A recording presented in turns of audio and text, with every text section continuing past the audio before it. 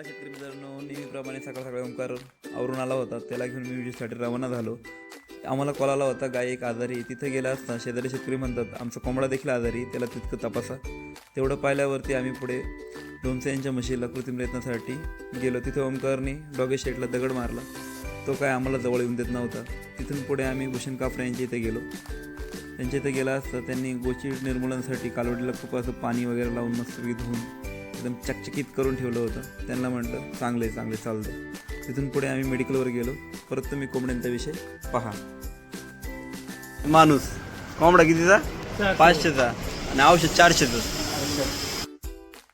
तिथून पुढे आम्ही प्रथमेश खंडागळे यांच्या गोठ्यावरती व्हिजिट दिली.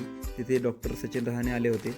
त्यांनी खूप असं चांगलं मार्गदर्शन ब्रीडिंगवरती, मुक्त गोठ्याचे काही बारकावे आणि बरंच काही मार्गदर्शन केलं. तिथून पुढे आज योगाकरण साहेबांचा वाढदिवस होता, तो देखील आम्ही साजरा केला. तिथून पुढे आपापल्या कामाला निघून गेलो. काही राहिलेले कॉल मी बाकीचे रात्री उरकवले. ओंकार आणि मी खूप थकलो होतो, तेवढे कॉल उरकवले आणि शेवटच्या एका गोठ्यावरती गेला असता तेथील म्हैस आम्हाला पाहून नको असे सिग्नल देत होती. नका निघून जा. भेटूया पुढील व्हिडिओमध्ये. नक्की फॉलो करा.